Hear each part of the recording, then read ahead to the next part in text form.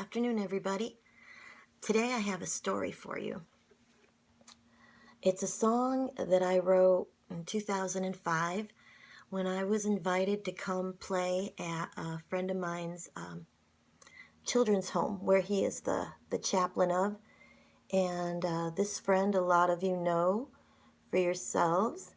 His name is Chris Adams, and he actually lives 2 houses away from me. Anyway, he invited me to come play songs that I had wrote about what God had done in my life for the children. Now, sad to say, these children were in the children's home because they were taken away from their families for different, you can imagine, bad reasons. And so a lot of these families were not very healthy, put it that way. And I'm thinking, these kids who came out of these rough situations, why would they want to listen to stories about me? I can't imagine that they would. I couldn't imagine back then that they would.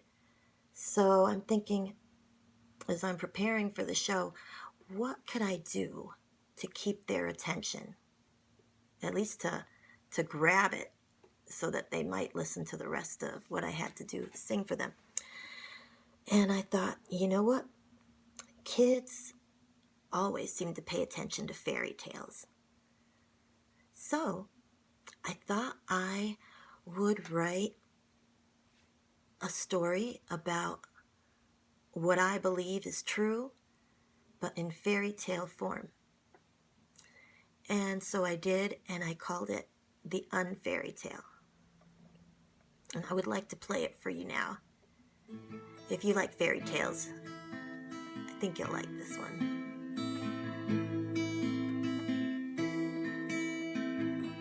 Once upon a time, there lived a king who at his word could have anything. But the most precious jewel was the one he lacked. It was the jewel of loving someone and having someone to love him back. So he created a kingdom under heaven above. He named it Earth and formed it with his tender care and love. Sweet fruits hung from the trees, the fragrance of flowers filled the air. Stars made the night sparkle, fantastic creatures were everywhere. Well, then he took some dust in his hand, in his image he made man. We were the ones he'd been thinking of, we were the ones he made to love. Well, then a darkness filled the land, when came a snake-like thing. It slithered among the people, tempting them to disobey their king. This dragon's favorite tool was a wicked spell called sin. It filled homes with pain and sadness, where love should have been. Friends and family now hurt each other. Evil potions messed up their minds. A solution needed to be found, but we were running out of time. Well, then the king spoke to his son, said there was a job to be done. A rescue mission must be made. The king's people must be saved.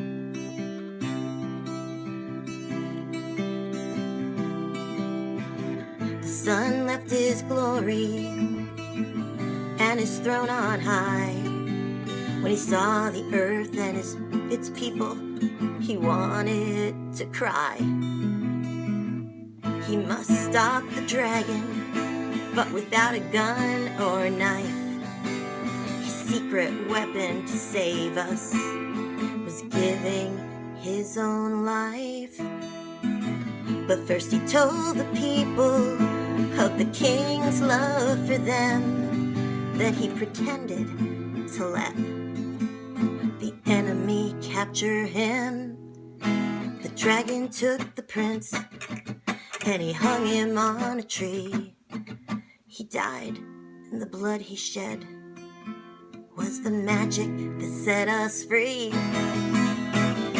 Well, then he went down to the dragon's lair, stole hell's keys and got out of there.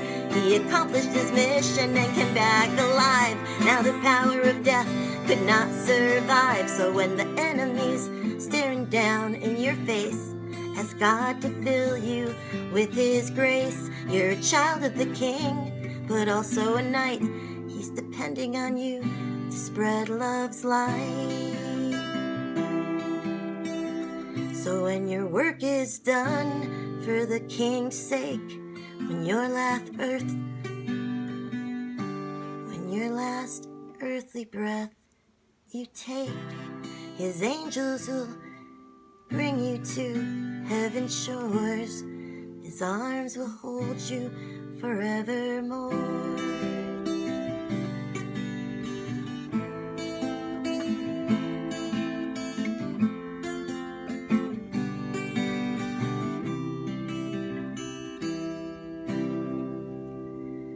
Well, I hope you liked your story time for today.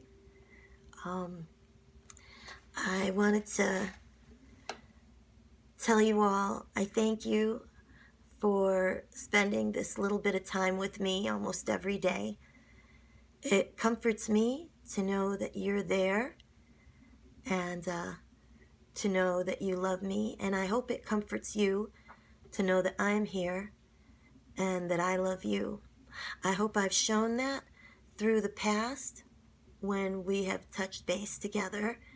And, excuse me, I think one of those fairy tale frogs jumped into my throat. And I am praying that that love just continues through this time, that we are only connected by these cell phones and computers. Honestly, like everyone else, I am praying that this thing ends soon, but I'll tell you, I will miss these times where we both stop to spend time with each other, to connect. But one day at a time, and we have today, and we're taking advantage of it. So thank you again for checking in on me, and I pray that I see you soon, maybe tomorrow. Love you. Bye.